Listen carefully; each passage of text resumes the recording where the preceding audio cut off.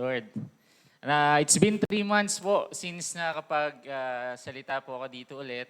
Salamat sa Panginoon. I'm really excited to share po sa inyo yung inihanda po ng Diyos sa bawat isa. Sino po excited sa umaga pong ito?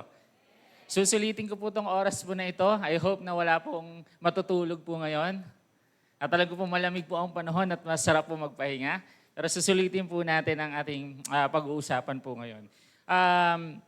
Kagaya po ng sinabi ng ating mahal na pastor, no, mapalad po tayo na taga-Bulihan, dito banda sa upper part na mataas po yung lugar po natin na hindi po tayo binabaha. Sino po may mga tulo sa bahay, yung tulo sa bubong? Pero at least hindi po tayo binaha. Amen po ba? Mapalad po tayo. But on the other hand, just like what pastors mentioned po, nakakalungkot po na isipin na marami pong mga nasalanta. Amen po? Marami po mga binaha. And as you can see dyan sa picture po natin, ganyan po yung senaryo po ng iba. At atin po, kagaya po ng ginawa po natin, ninalala po natin sila sa panalangin. But sino po sa inyo na naniniwala na ang pagbaha ay hindi lang po sa lansangan? Sometimes, yung pagbaha, minsan meron din sa loob. Pagbaha ng kung ano-ano mang problema na nararanasan po natin sa buhay. Amen po ba? Utang, heartbreak, diba? Depression, anxiety, disappointments, at kung ano-ano pa pong mga bagay. Yung tipong para bagang nilulunod ka na, hindi lang yung tubig na lumulunod sa iyo, kundi lahat ng problema na nararanasan po natin sa buhay. Amen po ba? Can you imagine that feeling? Yung tipong hindi ka naman pinalikas ng LGU, pero parang nililikasan ka ng loob, ng pag-asa, ng pagtitiwala, ng pananampalataya po sa Diyos. Nandirito po ba yung taong pong iyon? Kung nararanasan po ninyo yun, alam niyo po, hindi lahat po ng storms ay basa. Hindi lahat po ng baha ay basa po mga kapatid. Some of them are silent, some of them are unseen. And yung katabi mo dyan na paupo-upo lang po, ngumingiti-ngiti lang. Pero panigurado may pinagdadaanan din. Who among you here, nakatulad ko po, na kapag po may pinagdadaanan, tahimik lang. Pero hindi po kasi kayo Mark. Ay, salamat. Nagets din. Ako po, kapag may pinagdadaanan, I choose na tumahimik lang, nandyan lang po sa tabi. At kilala po ako naman ng mga kaibigan ko po. Kapag po may pinagdaraanan po ako. But, you know what? Kahit tahimik man po tayo, at di man po natin tahimik man po tayo sa ating pong mga karanasan sa buhay, meron po hindi po ibig sabihin po noon na totoo na nararamdaman po natin yon, yung lahat ng ganong pakiramdam at valid po yon, mga kapatid. But now the question is your faith float or will it sink? Yung pananampalataya po ba natin in those season, lumulubog po ba ito o lumulutang? That's why we will entitle our topic today, nandiyan po sa inyong harapan. Anong sabi? Faith that floats. Sabi mo sa katabi mo, faith that floats. And we were going to talk about po a man who's literally, yung pananampalataya niya po is floating. Nasa gitna ng pinakagrabing bagyo sa buong kasaysayan, pinakagrabing baha sa buong kasaysayan, mga kapatid, yung pananampalataya niya po is floating. Bakit siya ang pag ngayon, ilang araw po halos umulan. Parang all throughout the week, di ba po? Tapos yung iba nakita po natin sa picture na gano'n, umabot hanggang bahay. Pero dito sa tao po na to, at kilalang-kilala niyo naman po, ewan ko kung nakikita niyo po yung barko na yon. Barko po na yan, at kilala niyo po kung sino pong tinutukoy ko, at yun po si Noah. Si Noah. Yun po ang pag-uusapan po natin sa umaga pong ito, si Noah. Sabi mo sa katabi mo, Noah. Pinakamalala pong baha na naka-experience sa buong mundo that covered all the earth. Na halos lahat namatay, mga kapatid. Na umabot lagpas bundok. Can you imagine that scenario? At yan po ang pag-uusapan po natin. And sa kwento niya po, makikita natin kung paano nga po ba tayo magkakaroon ng pananampalataya na hindi lumulubog. Are you excited, mga kapatid? Na kahit sa pagtaas ng baha, hindi pa rin lumulubog yung pananampalataya ng bawat isa. Amen po? Samahan niyo po ako sa panalangin sa oras mo na ito. Panginoon, pinupuri ka namin at sinasamba.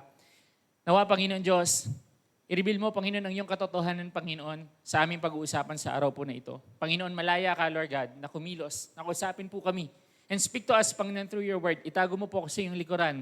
Ikaw lang, Panginoon, ang siyang mahiyag at maitaas sa oras mo na ito. Sa ngalan ni Jesus. Amen and amen. Alam niyo po mga kapatid, kapag po may bagyo, literal man o emotional po yan, madalas, nagtatanong po tayo, yung bagyo ba na nararanasan po natin, parusa ba ito ng Diyos dahil sa kasalanan po natin? Or mahal ba tayo ng Diyos? Bakit tayo nakakaranas ng kung ano-anumang problema po sa atin, iba't ibang klaseng pagbaha? Tapos yung iba pa, iniisip, kapag mayroon kang pananampalataya, dapat wala kang storm. Dapat strong ka. Baka wala kasing pananampalataya.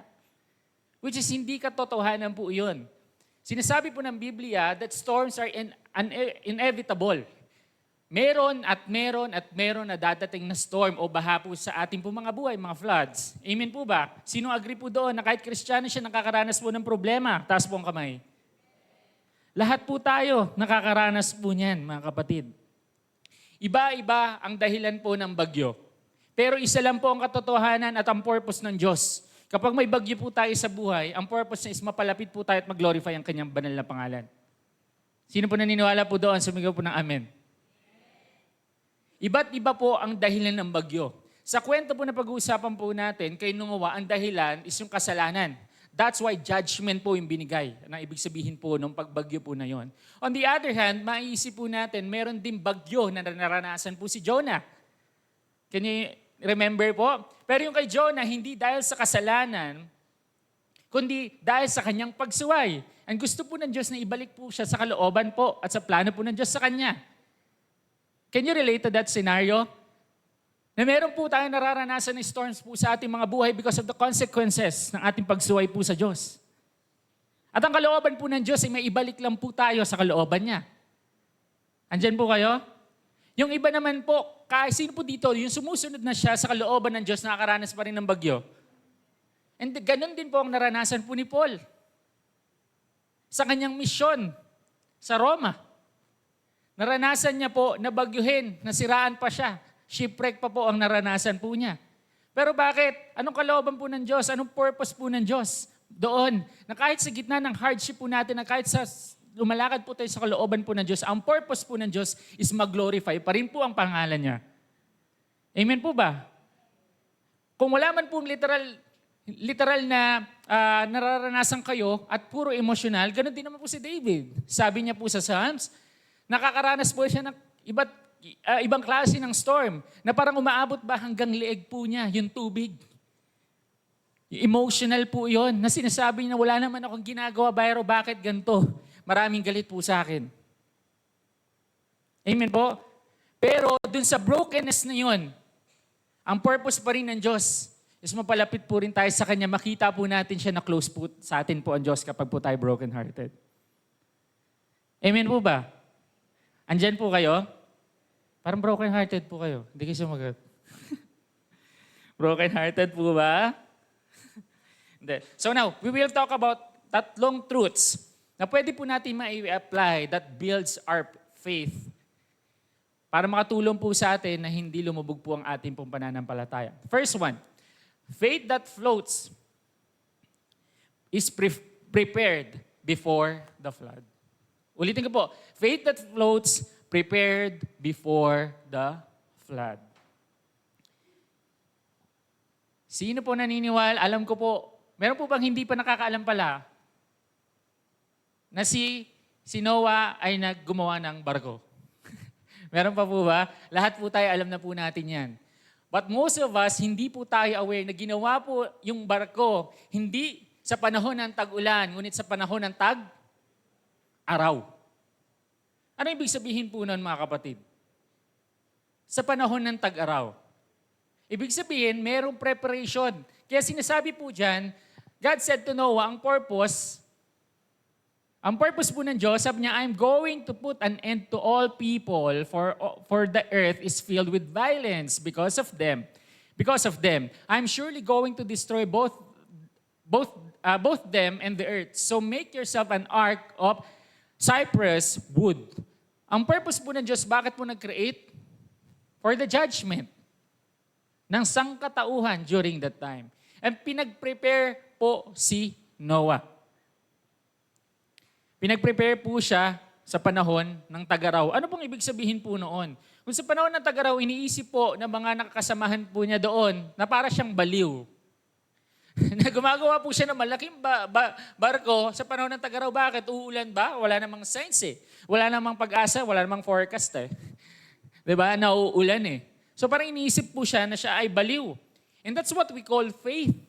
Alam niyo po ba in Hebrews 11, kung babasahin po ninyo, yun po yung Hall of Faith. Yun po yung mga kilala pagdating po sa pananampalataya. At dyan din po sa Hebrews 11 verse 1, dinescribe yung meaning ng faith. Ang sabi po doon, faith is the confidence. Confidence daw po. Confidence ng ano? Of what we hope for and assurance of what we do not see. Hindi man po niya nakikita na magkakaroon ng bagyo, pero ginawa niya pa rin. You do it anyway. Dahil sumunod siya at may napananampalataya sa Diyos na mangyayari po yun. At alam niyo po ba, in verse 7 of Hebrews, pang 7 po na isa po sa kilala sa pananampalataya, si Noe. Nauna pa nga po siya in verse 8, si Abraham yung next na in-example eh. Pero inuna pa po siya. Amen po ba? Naging prepared po si Noe kasi may faith siya sa sinabi ng Diyos na kinakailangan niya mag-prepare. Sinasabi po ng Diyos sa umaga pong ito, since ang storms po sa buhay po natin is inevitable, may mangyayari na storm at pagbaha po sa ating mga buhay, gusto rin po sabihin ng Diyos sa bawat isa na kinakailangan po natin mag-prepare. Amen po? Anong mga practical application yan? Sa mga parents po natin, hindi nyo alam kung kailan po magkakasakit ang anak po ninyo. Amen po ba? And you need to save funds for them. Basically, ganun po ang gagawin po natin. And sa istorya po ni Noe, nag-prepare din siya ng food for his family na kakainin nila all throughout nung floating season nila. Ang purpose din, kung bakit niya, sinama po yung kanyang pamilya dun sa barko, pati lahat ng klase ng hayop, pares ng hayop. Ang purpose po, pwede ka rin mag-prepare po for your family. Amen po, kagaya po ni Noe. Pwede mo rin i-prepare po sa mga magulang po natin, prepare po ninyo yung mga anak po ninyo para maging handa sa pagsubok sa buhay sa darating na panahon. Amen po ba? Kapag bata po kasi, hindi naman problema ang bata sa bayarin. Diba? Laro-laro pa nga ng computer yan eh. Diba? Wala naman pake kung anong kakainin niya, basta dependent siya. And that's the kind of attitude ng pagiging bata. Ganon din naman, syempre, tayo sa Lord. Dependent po tayo sa Diyos. Pero sinasabi po nito, mag-prepare po tayo kasi pagkat hindi natin alam kung kailan dadating yung storm sa yun. Ang pinaka point lang, darating at darating po yun. So, kinakailangan po natin maging prepare. Amen po ba? Sa mga youth po natin na naririto, kinakailangan nyo po maging handa, even sa mga gawaing bahay. Right? Alam nyo po, nung nag-asawa po ako, doon ko na-realize. Magagawa ko lahat. Pero yung pagluluto, manihirapan po ako. Pagdating, di ko alam kung anong purpose ng bawang, ng sibuyas. Sinesearch ko pa yan sa TikTok. Ganun pa. Ganun po yung ginagawa ko. Hindi ako masyadong na-train doon sa part na yun. Kasi lagi kami pinaglulutuan nila mama and papa eh. Kaya minsan naisip ko, hindi rin pala okay na bine-baby yung mga anak. Hello? Kinakailangan maging prepare sila, maging handa sila. Kasi pag nag-asawa yung mga yan, nako, mahihirapan lalo yan. Hello? Amen po ba? Kasi pagka nag-asawa ka na no, you want to learn new things, mahirap eh. Juggle na eh. Paano yung time sa pamilya mo? Paano yung time sa trabaho? Paano yung time sa church? Juggle na lahat ng mga gagawin mo eh. Halos mawawalan ka na ng oras eh. Pero sa mga kabataan po natin ngayon, marami pa po kayong oras. Acquire new skills. Diba? Ganito dapat maghugas eh. Diba? Ganito dapat magtapon eh. Siya tinuturuan ako eh. Kasi ang ginagawa ko dun sa yung alam niyo yung mumo ba tawag doon? Ay mga tira-tira. Diretsugas yan eh. Punta sa sink eh. Barado pala yung purpose. Sabi niya, hindi ganyan. Lagay mo sa plastic, etc. Meron palang ganun. hindi ako handa sa pagdating sa mga ganung bagay. Pero sa mga ibang bagay, marunong ako. Pero thanks be to God, meron akong asawa na nandyan para mag-assist. Amen po ba? Sino mapapalad? Meron po kayong kasama sa buhay na tumutulong po sa inyo para mag-improve po kayo. Parang wala Galit niya mamaya, mag-aaway yan mag-asawa. Pero again, ang bottom line ko lang, kinakailangan po natin maging handa. Even sa mga young adults natin, young professional na kumikita po ngayon. Siyempre, pagka nagtrabaho ka, ang purpose mo, yes, mabibili ko na ang lahat ng gusto ko. Yan. You only live once. Kinakailangan, deserve ko to. Wow, may ganyan. Hanggang sa maubos yung pera mo, wala pang sahod, may utang ka na. Hello? Pag dumating ang emergency sa bahay, anong mangyayari? Mahihirapan ka, mangungutang ka pa. And sa experience ko, sabi ko, Lord, sa tuwing nag-iipon ako, doon naman nagkakaroon ng emergency si mama.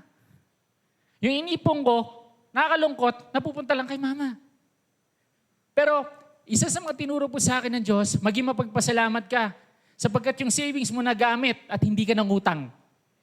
Amen po ba? Piniprepare ka ng Diyos para doon sa emergency po na yon. Amen po ba? Mapahalat pa rin po. Amen po ba? Kinakailangan po natin maging prepared. Huwag puro milk tea.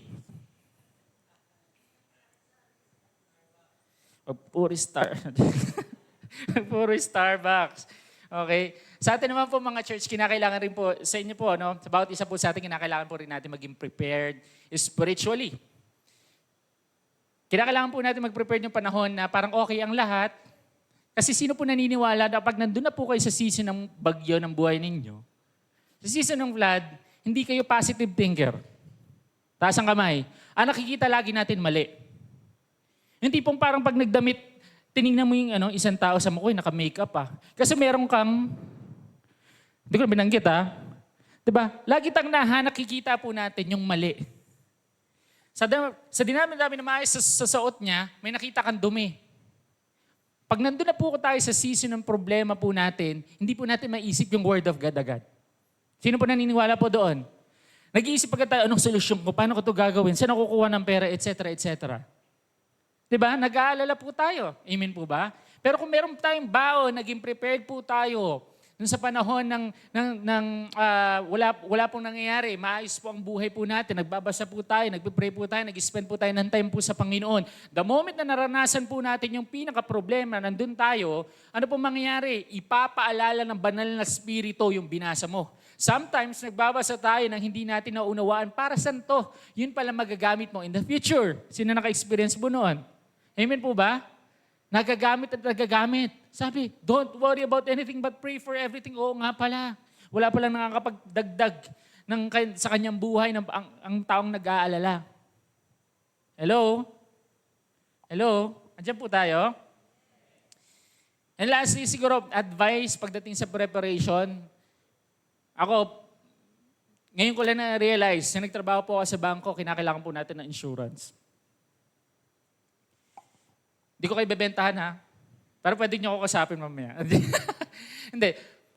Yung insurance na pa importante. Bakit po? Ako po, I spend a year ng 28,000 sa insurance, life insurance.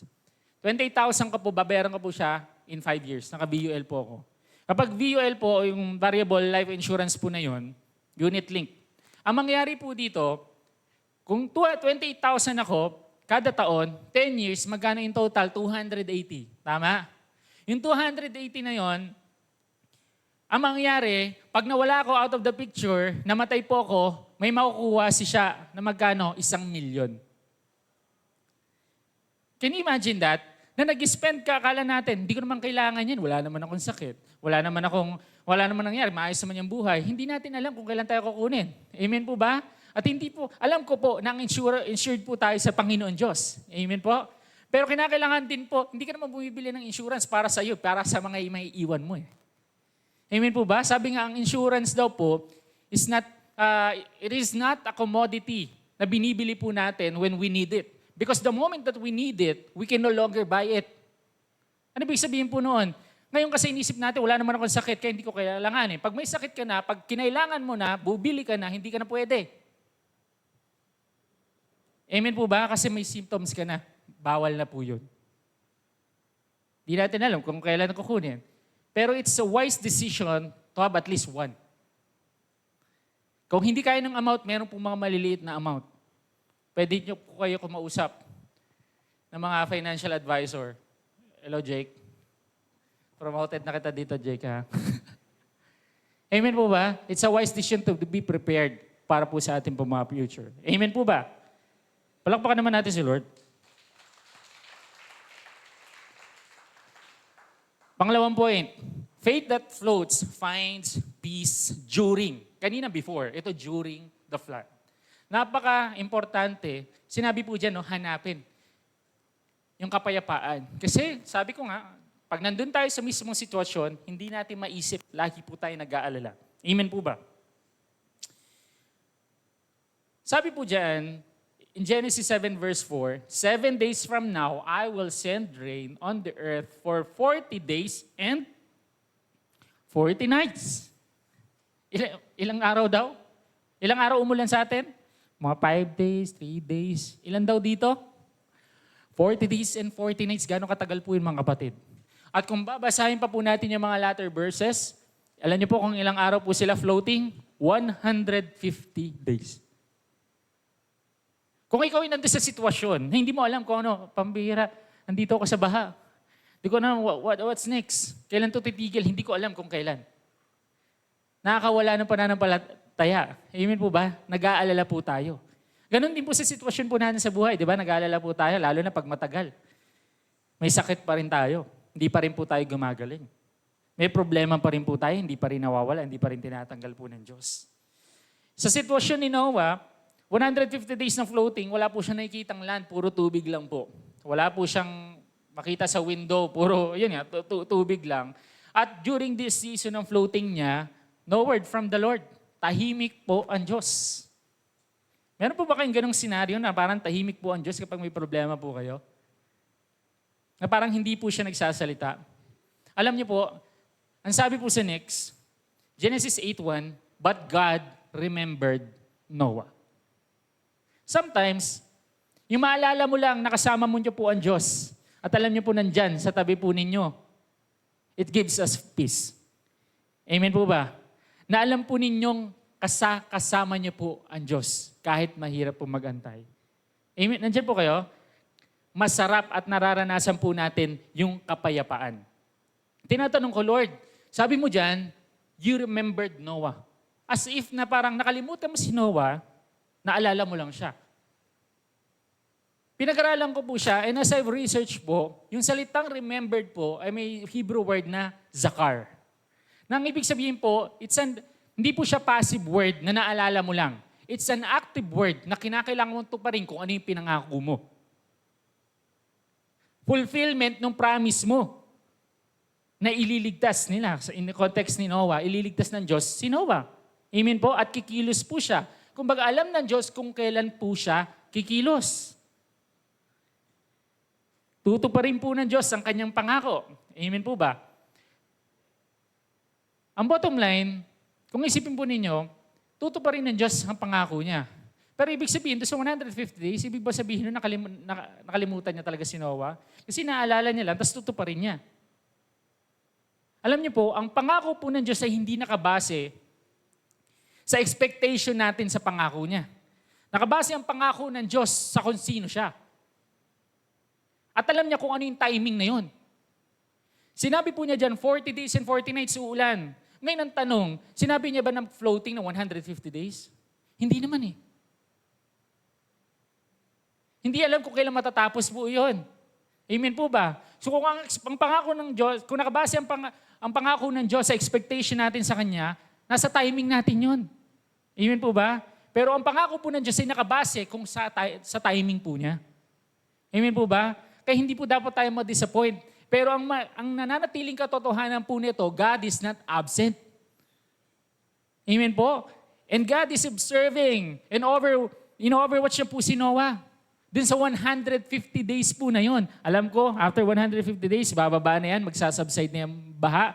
Pero binabantay niya, the mere fact na nagtakda po siya ng panahon para sa pagbaha ng baha at pagtigil ng bagyo, ibig sabihin po niya, kontrolado niya po yun. Amen po ba? Andyan po kayo? God is present po. God is not absent, mga kapatid. Even when it seems silent sa buhay po ni Noah. And that's parallel sa kwento po ni Jesus. Kasama po yung mga disciples in Mark. Kung maalala po ninyo, may bagyo rin po doon, di ba? Nasa bangka sila. Wala sila sa barko pero nasa bangka po sila. At maalala po natin doon, natutulog po si Jesus. At sobrang nag-aalala po to, umiiyak po itong mga disipulo. Sa sobrang lakas ng bagyo, "Teacher, don't you care if we drown?" Wala ka po bang pakialam? Wala ka po bang pakialam, Panginoon? Just like how many of us, alam mo yun, na nararanasan, na para bang nakakaranas ka ng takot. Amen po? Na para bang tahimik ng Diyos, paano ko masusolusyonan to? Ganon din po yung mga disciple. Amen po? Kasama na po nila si Jesus during that time. Pero hindi ibig sabihin na porke tahimik po ang Diyos, wala ang Diyos. His silence is not His absence. Amen po? Kasama po nila, anong ginawa ni Jesus? Tumayo po siya, pinakalma po niya yung bagyo, pinakalma niya po yung wind, pinakalma niya po yung wave, proving na kontrolado niya po. He's the Lord over all the storms na nararanasan po nila. At nararanasan din po natin sa ating po mga buhay. He is in control. Andyan po kayo? Kalabitin mo ang katabi mo, parang gumagano na. Pungay-pungay eh. So again, ang bottom line lang po dito sa second point natin, yung faith that floats, trust God even when nothing makes no sense, mga kapatid. Yung tipong parang hindi mo nakikita yung land, katulad ni Noah, kailan ba po ito matatapos? Hindi natin alam kung makakasurvive ba tayo. Pero again, kay Noah, nag-stay pa rin po siya dun sa ark. Ganon din po sa atin pong lahat. Let's stay with Jesus. Amen po? Kasama pa rin naman po talaga natin po ang Diyos. And for those of you na nag-grieve para sa mga family members po ninyo, at alam ko pong hindi po madali po yun. When you don't feel yung presence po ng Diyos na kasama niyo po, remember this word na God remembers you. Kitang-kita ka po ng Diyos yung panahon na gabi na umiiyak ka, yung panahon na tahimik ka, malapit po ang Diyos sa'yo. Na kahit feeling mo na tahimik po siya. Amen po? At sa lahat po ng mga nanay, mga tatay, mga magulang na sobra pong nag-aalala at hindi maunawaan ano bang plano ng Diyos para sa aming pamilya, kumbaga just stay. Remain in Christ. Amen po? Stay with Jesus. Sapagkat si Jesus yung safety natin. Amen po ba? Sabi po dyan, kapag si Noah na natili po sa ark, meron po din tinatawag sa Old Testament ng Ark of the Covenant. Yun po yung golden box na pinaglalagyan po ng mga commandments po ng Lord. And every time po na binibitbit po nila yung Ark of the Covenant po, pag lumalaban po sila, nananalo po sila. Kapag hindi po kasama yon, natatalo po sila. And nandun po yung protection at presensya po ng Diyos. Amen po? But you know what today? Hindi po natin kinakailangan ng golden box. Hindi po natin kinakailangan ng ganong kalaki mga ark kay Noah. Kinakailangan lang po natin ay ating Panginoong Jesucristo, our Emmanuel, na kasama po natin sa ating mga buhay. Palakpakan naman natin si Jesus. At lagi niyo pong tatandaan na yung storms, hindi yan ang purpose niya parang to break you. Yung storms, they reveal you. Kung yung buhay po ba natin pananampalataya is built sa solid rock or sa sand lang. Na kapag dumating yung bagyo na nawawala, nasisway po tayo. Madalas po, hindi naman po talaga ini-stop agad ng Diyos yung storm. Ito nga, 40 days, 40 nights. Hindi agad nag-subside. After 150 days pa, yung baha. Alam niyo po kung bakit? Yung pagbaha po kasi, ang purpose po nun, God will use it to lift your faith towards Jesus Christ. Amen po ba? Pag madali, di ba, parang hindi naman tayo dependent sa Lord eh. Kapag nahihirapan po tayo, mas lalo tayo lumalapit, right? Ang purpose ng pagbaha is nandirito ka para umangat ka yung pananampalataya mo sa ating Panginoong Jesucristo. Amen po? Lahat ng mga sinisubok, mas malalim po sa Diyos. Amen po? Sino mga sinusubok po dyan ng buhay? Taas po ang kamay. Diba? Mas lumalalim ka po sa Diyos. The moment na nahihirapan po tayo, mas lumalalim po tayo sa Diyos. At mas nagiging dependent po tayo sa Kanya. Now, my third point po, faith that floats shows wisdom after After? After the storm. Sino po sa inyo naniniwala na pagtapos po ng bagyo, hindi pa tapos ang baha? Kagaya na na-mention ni Pastor, medyo okay na ngayon, right? Wala nang bagyo ata. Meron pa rin? Kung meron pa rin, pero hindi na ganun kadalas yung pagulang ka-heavy. Pero mapapansin po ninyo, may mga baha pa rin sa ibang lugar. Hindi pa nagsasubside. May napanood nga kami kahapon sa TikTok, nagla-live ng Life Best. Tapos hanggang dito sa bahay nila, bili na ko Life Best. Diba, can you imagine that? Hindi pa rin nagsasubside. Agad-agad. Ano ibig sabihin po nun? Na hindi porket tapos na ang bagyo, tapos na ang baha. Hindi porket tapos na ang ulan, tapos na yung laban. Amen po? Kasi it's one thing na mahirapan ka during waiting season. But it's another thing na mahirapan ka after the storm. Kasi alam po natin may aftermath. Paano mo lilinisin yung bahay? Sira na yung mga gamit. Nakukuha po natin? Hindi natin alam. So kinakailangan po natin, what would be my next step? After netong storm na to, ito na yung nangyari. Devastation na, destruction na yung nangyari sa bahay. Anong gagawin ko, Lord? Yung iba, siguro, yung mga sinalanta ng bagyo, nagpaplano, lipat nga ako doon, bandang bulihan, na hindi binabaha pero ninanakawan. sorry. Nanay, nadalay. Hindi safe nga sa baha, di safe na ng tinakaw, no? Ang hirap eh. Hirap din eh. Nakarelate ba kayo doon? Ako lang, nakaranas ng pambira, ninanakawan yung sasakyan. Right? Kinakailangan po natin magkaroon ng karunungan, ano bang gagawin ko next, Lord? At kinakailangan din po natin matutunan, magkaroon tayo ng lesson dun sa storms na pinagdaanan po natin. Naniniwala po kayo doon? Kung nakaranas ka ng storm, para matigil din po yung kinakailangan mo mag-adjust sa next step mo. Paglipat ng bahay, etc. Kung ang pasok mo sa trabaho alas 8, umalis ka ng bahay ng alas 7:30, na-late ka sa trabaho ng 10 minutes, dumating ka ng 8:10. So the next day, kinakailangan mo mag-adjust ng oras para nagpapakita ka ng karunungan. Kasi madalas, kapag late ka, cramming, mainit ang ulo pagdating sa trabaho, hindi na mamansin, hindi na good morning sa katrabaho. Kasi nga late ka na, nagmamadali ka na, pawis ka pa. Right? So kinakailangan po natin mag-adjust. So I'd like to show you ng timeline. Ano ba meron dito, Kuya Pao? Diyan sa Genesis 8, yung timeline, kung nakikita po rin yan, no? Pero sa day 1, yan inaalala po si Noah, no? Naalala po si Noah, then 150 days, floating po sila. Noong 150 days, yung panahon na nagsubside na. Bumababa na po yung baha. After po bumaba ng baha, anong nangyari? Dahil bumababa na, yung arko po, pumunta po sa tuktok ng bundok ng Ararat. Doon na nag-stabilize. Okay? Doon na tumigil. Nung doon na tumigil, mapapansin po ninyo, anong nangyari? Sa day 224, tops of mountains visible, kumbaga, doon pa lang po nila nakita yung iba pong yung tuktok ng iba pong mga bundok. So, ibig sabihin, we assume na yung Mount Ararat yung pinakamataas na bundok. Tapos, lumipas yung mga panahon, day 224, doon pa lang nila nakita, bumababa na talaga. Okay, nagsasubside na talaga. Okay? Pero lumabas ba si Noah? Hindi agad. Right? Nag-pause muna siya, nag-observe muna siya. Tumingin muna siya sa paligid kung bumababa na rin ba talaga. Ngayon, ang ginawa po niya, ayun, sa day 264, tumingin siya sa window, then day 271, diyan na si Noah nagpadala po ng raven o uwak po sa Tagalog. Ano po nangyari po dito sa uwak? Pinalabas po niya pero hindi na bumalik.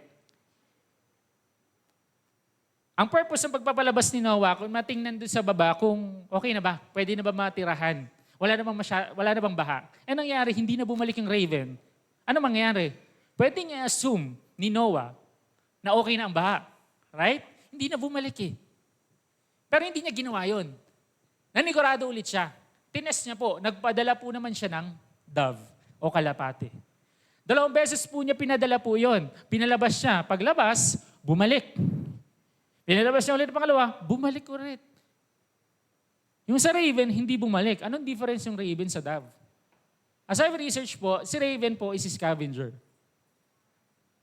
Kumakain ng mga patay. So since binahayan, lahat ng tao mga nagsimatayan, possible, kaya niya mag-rest kahit sa mga marurumi. Kinain niya lang din siguro. Hindi natin alam. Pero ang kalapati, hindi niya kaya po na mag-stay din sa marumi. Kinakailangan po niya ng resting place. Kaya bumabalik at bumabalik po siya. Ngayon, false signal po yun. Yung sa Raven, ang mangyari, baha pa pala yun. Pinalabas niya na, isipin po ninyo, lahat ng klase ng pares ng hayop. O tara na, baba na tayo. Pagbaba niya, balik pala tayo.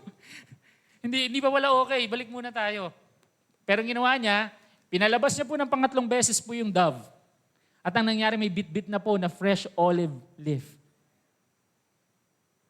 Dahon ng olibo po mga kapatid. Na sumisimbolize po sa fresh start. Okay na po yung baba. But ang question, bumaba ba agad si Noah? Actually, hindi po. Mapapansin po ninyo dito, pangilan niya day 285, doon niya palang po baba yung pangatlo na may dala pong olive leaf. Pero, sinasabi po ng verse 11, sabi po doon, si Noah po ay 601 years old na. And 10 days. 1 year and 10 days. Bakit na-compute natin yung 1 year and 10 days? Kasi bago pa magsimula, mag-start pa lang po yung baha, 600 years old si Noah. So umabot po siya. Can you imagine that? 285, how many days in a year? Mga 365 plus 10 days, mga 375. Mga ganon. Yung 375, difference po sa 285, malaking araw pa rin yun. Tama? Pero yun na yung panahon na nakabitbit po ng olive leaf. Ba't di agad siya bumaba? Alam niyo po, bakit? Kasi po, inintay niya po na magsalita po ang Diyos. God said to Noah, come out of the ark. Come out of the ark. Si Noah,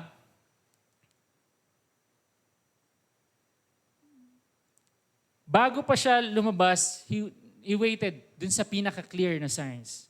At ang kagandahan po kay Noah, marunong siya makinig sa Diyos. Amen po ba? Si Noah, marunong makinig sa Diyos before the flood. Amen, yung kanina. During the flood. Amen po ba? And dito, after na, marunong pa rin po siyang makinig. Can you imagine that? Na kung bumaba siya, di ba, mahirapan po sila, hindi pa pala okay. Alam niyo ko what I realized? Na si Lord, nag-prepare po siya ng land na pwedeng mabuhay sila Noah at ang sangkatauhan muli. Nag-prepare po siya. And I believe there's something good news po dito sa picture po na ito, na ang Lord, after the storm, there's always a rainbow.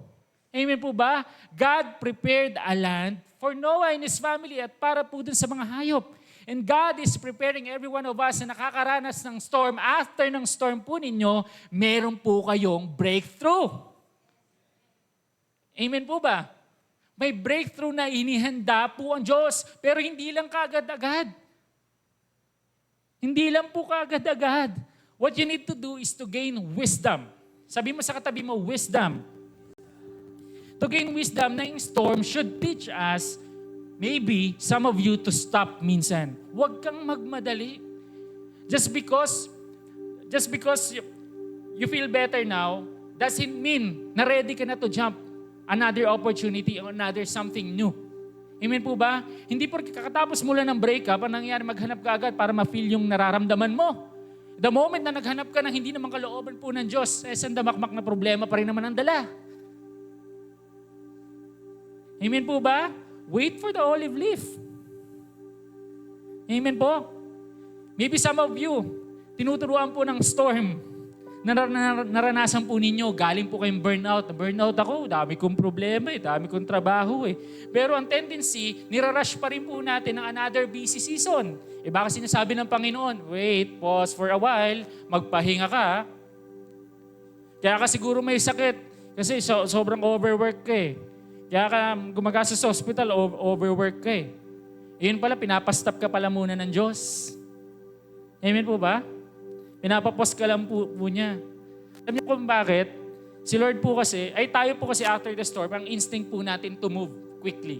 Amen po? Sino po dito yung gusto niya agad masolusyonan? Gusto niya agad ng fresh start? Gusto niya agad ng breakthrough? Di ba ganun po ang tao? Kaya tayo napapagod o nai-stress kasi right after the struggle, gusto agad po natin bumawi. Yung tipong gusto na agad natin magtrabaho, gusto natin mag-move on, gusto na agad natin magdesisyon. Pero sa senaryo kanina, how many days pa po? Pwede naman po siya bumaba pero nag-antay pa rin siya. Nag-aantay po agad tayo ng breakthrough pero minsan, ang gusto lang pala ng Panginoon, wait, pause for a while. Pahinga ka muna. Pahinga ka muna, anak. And storm should teach us also to look. Kagaya po ni Noe, tumingin muna siya sa bintana, bumababa na po ba ang baha? Diniscern niya muna.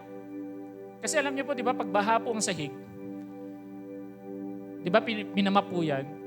Pag minap, naglalagay pa po ng wet floor sign. Di ba, hindi naman agad nawawala yung basa eh. Kinakailangan pa ng time para totally mawala. Nagmadali ka, yun, nadulas, Jollibee.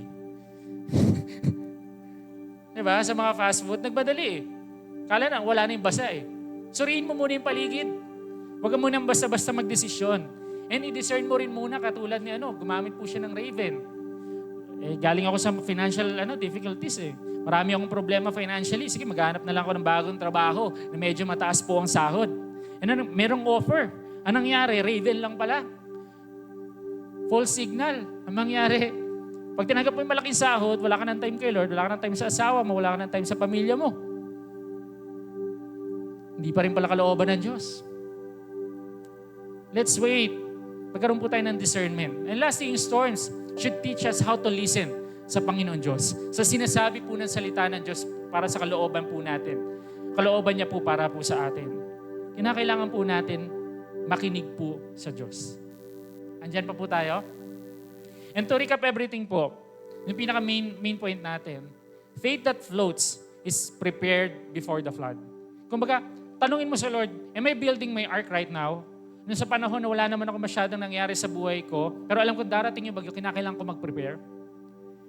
Faith that floats finds peace during the flood. Do I find peace even when I don't understand bakit ako nandito sa senaryo po na to? Kasi yung peace po ng Panginoon Diyos, hindi po yan nakabase sa circumstances po natin. Nakabase po yan sa kung sino po ang Diyos po sa atin. And peace, Prince of Peace ay ang ating Panginoong Jesucristo. Amen po ba? And you will experience peace that surpasses all understanding. That will guard your heart and mind sa pag-aalala. That's the kind of peace na ino-offer po sa atin ng Diyos. Nandyan po kayo? That's the kind of peace na ino-offer po ng Diyos. Pansinin mo, kahit nandun ka mismo sa problema, ano pong nangyayari? Pag meron ka kapayapaan po ng Diyos, anong tendency? Payapa ka. May nagbago ba sa sitwasyon? Wala. Pero bakit ka payapa? Kasi hindi base sa sitwasyon. Base sa presensya po ng Diyos. Amen po? And lastly, faith that floats shows wisdom after the flood. Kinakailangan ko may matutunan sa experiences ko na magagamit ko sa future storms. At kung nag-aantay po tayo ng breakthrough, alamin po natin, makinig po tayo sa Diyos kung kailan niya po itutuparin po yun. Ang mahalaga, nandiyan ka man sa season na yan, kasama mo po ang Diyos at hindi ka naiiwan.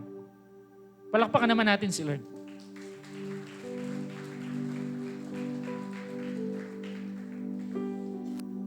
Now, I'd like to end this sharing po sa inyo with this picture. Minsan, madalas, ang panalangin po natin, alam niyo po kung ano, kapag nakakaranas po tayo ng storms, Lord, tanggalin niyo po ito. Amen po ba? Lord, patigilin niyo na po yung ulan. God doesn't always come or remove nung storms po sa atin. Hindi niya agad-agad po tinatanggal o kinakalma po yung storms po. But you know what? God teaches us how to float.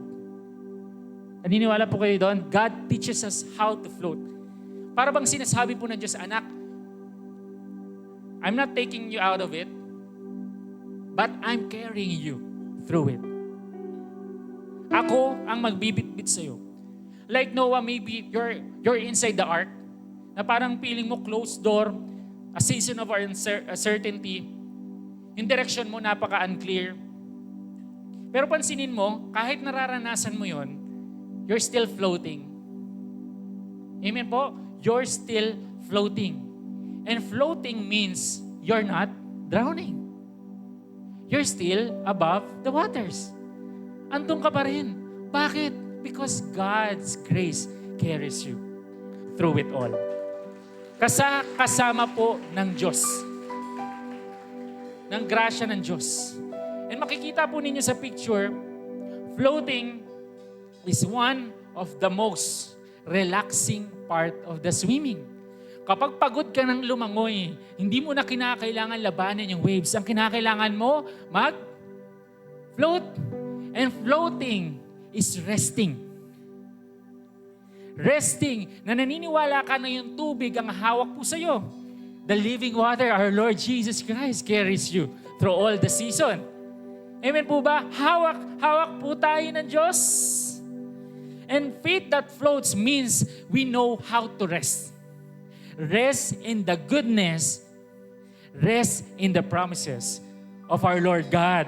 Amen po ba? Give Him praise. Hallelujah. Give Him praise. Give Him praise. Ang floating is trusting God in every season. Hindi nyo man po maramdaman kung ano yung direksyon, unpredictable man yung waves, pero alam po natin na hinahawakan po tayo ng Diyos. Amen po ba? Kung meron po dito na napapagod, nalilito sa kanyang problema, sa mga bagyo, na feeling mo, stuck ka dyan sa season na yan, but you're still here today. You're still showing up. You're still believing. And that's not weakness. That's faith. That's how it means to float. Palakpakan niyo naman po yung bawat isa. At naririto po kayo, nananatili sa Diyos, na kahit pagod, na kahit umiiyak, pero hindi ka pa rin lumulubog sapagkat lahat po tayo ay hinahawakan po ng Diyos.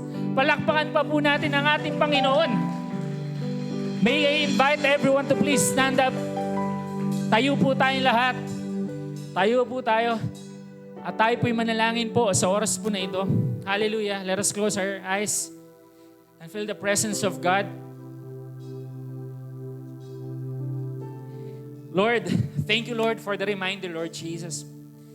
Now we don't need to fight the waves. We just need to float by faith, Lord. Lord, turuan niyo po kami to rest and to believe that even the storms, Lord, you're holding us. Kahit hindi mo pa tinatapos, Lord, ang ulan. Salamat dahil hindi po kami lumulubog. Because of you, we are floating, Lord. Maraming salamat po, Panginoon Diyos. And because of you, we will make it. Hallelujah. Forever in my life. Let us worship the Lord and feel the presence of God You today. see me through the sea.